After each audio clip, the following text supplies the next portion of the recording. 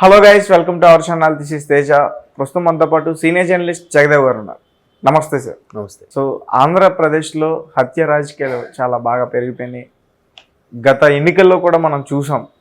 అయితే మరి ఈసారి జగన్మోహన్ రెడ్డి గారు అతని ప్రసంగంలో ఈసారి ఒక కురుక్షేత్రం యుద్ధమే తలపిస్తుంది అని చెప్పేసి అన్నారు. Elections right. మరి ఆ యుద్ధంలో ఎవరు బలైపోతున్నారు? సో దాని గురించి మీరు ఏం చెప్తారు? అంటే 2019 ఎలక్షన్స్కి చాలా ఎక్స్పెక్టేషన్స్ రకరకాలుగా ఉండేవి. బట్ 2019లో వైఎస్ఆర్సీపీ ప్రభుత్వాన్ని ఫామ్ చేసింది ఏపీ ముఖ్యమంత్రిగా. అయితే అప్పటి నుంచి కూడా కొన్ని రకాల పరిణామాలు చూస్తే, కొన్ని రకాల వార్తలు చూసినా రాజకీయాలు అనేవి ఒకప్పుడులాగా లేవు.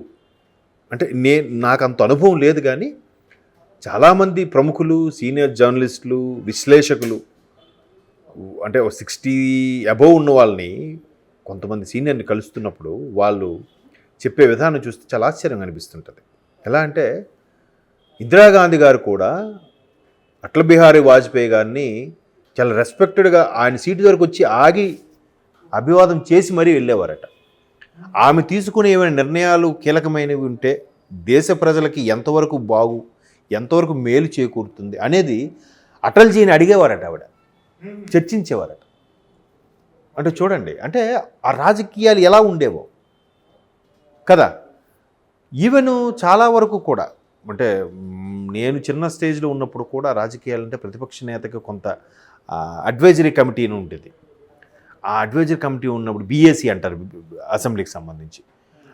ఆ కమిటీలో ఉన్న మెంబర్స్ని కూడా కొంత మంత్రిమండలి వాటితో కూడా చర్చించి ఇట్లా అనుకుంటున్నాం, ఈ పథకం ప్రవేశపెట్టాలనుకుంటున్నాం, ఇట్లా ఇది ఎంతమందికి లబ్ధి చేకూరుతుంది, ప్రజలకు ఎంతవరకు రీచ్ అవుతుంది, ఉద్యోగస్తులకి ఇది లాభమా నష్టమా, సామాన్యులకి ఇది లాభమా నష్టమా, ఇది చేయడం వల్ల పన్నుభారం ఏమైనా పడుతుందా, రకరకాల కోణాల్లో ఆలోచించి సీనియర్ ఐఏఎస్ ఆఫీసుని కూర్చోబెట్టి వాళ్ళతో కూడా చర్చించి నిర్ణయం తీసుకునేవారు. అది రాజకీయంగా ఒక పరిణితి చెందిన రాజకీయం. ఇప్పుడు అది ఎలా అయిపోయిందంటే సిల్లీగా చిన్నపిల్లల్లాగా అయిపోయింది.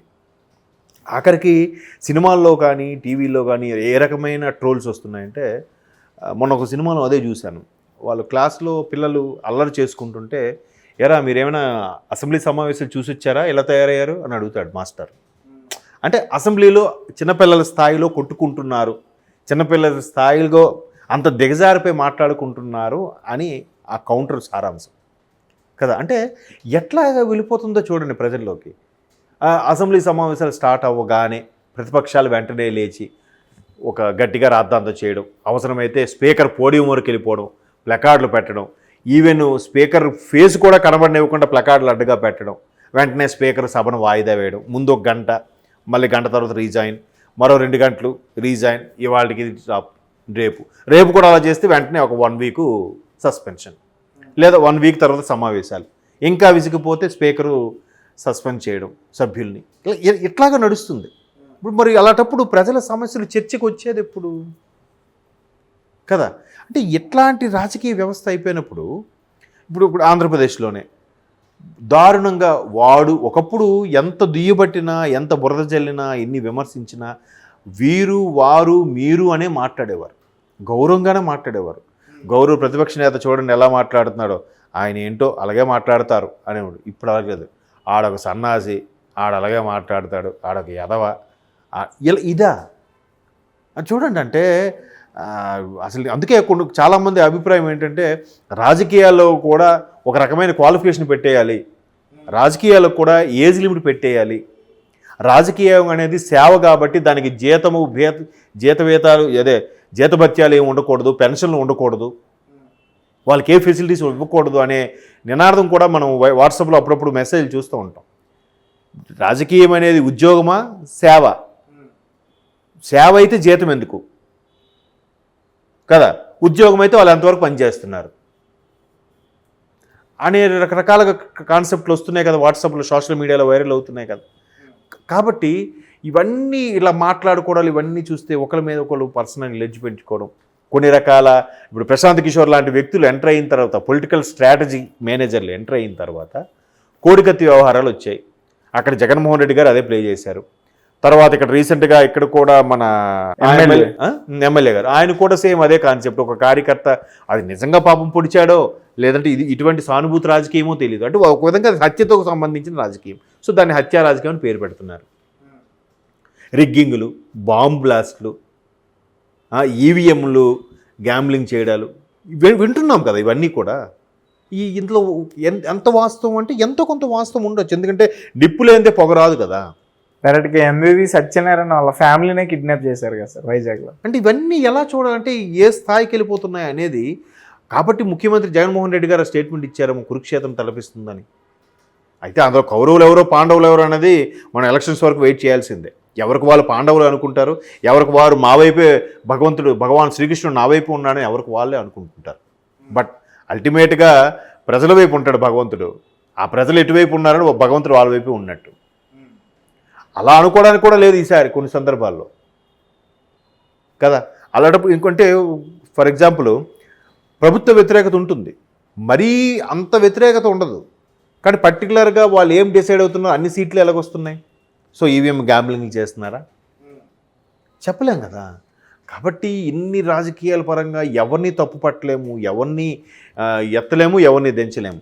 కానీ 2019 తర్వాత వైఎస్ఆర్సీపీ ప్రభుత్వం వచ్చిన తర్వాత ముఖ్యంగా మంత్రులు ఎవరైతే ఉన్నారో ప్రభుత్వం వాళ్ళు ఆ స్థాయికి తగ్గట్టుగా మాట్లాడట్లేదనేది ఒక వాదం. దాన్ని నేను అంగీకరిస్తాను. ఎందుకంటే వాళ్ళు కూడా చెప్పాను కదా, సన్నాసి అనడము, వెధవ, వాడు వీడని సింగులర్గా మాట్లాడడము, ఫ్యామిలీ లేడీస్ని ఇంటర్ఫియర్ చేయడము. ఇప్పుడు పవన్ కళ్యాణ్ లాంటి వ్యక్తికి 3 పెళ్ళిళ్ళు చేసుకున్నాడు, మీకెందుకండి, మీకెందుకు? అదే పవన్ కళ్యాణ్ ఆయన సినిమాలు చేసుకుంటున్నాడు, నిజమే. మరి మీరు వ్యాపారాలు చేసుకోవట్లేదా? మీరు గుట్కా వ్యాపారమో, సిమెంట్ వ్యాపారమో, ఐరన్ వ్యాపారమో ఏదో ఒకటి చేసుకుంటున్నారు కదా. మరి అదేంటది? అది మీ వృత్తి, ఈయన వృత్తి కాదా? ఈయన ప్రొఫెషన్ కాదా? ఈయన ప్రొఫెషన్ అదే, ఆయన ఆధారం అదే.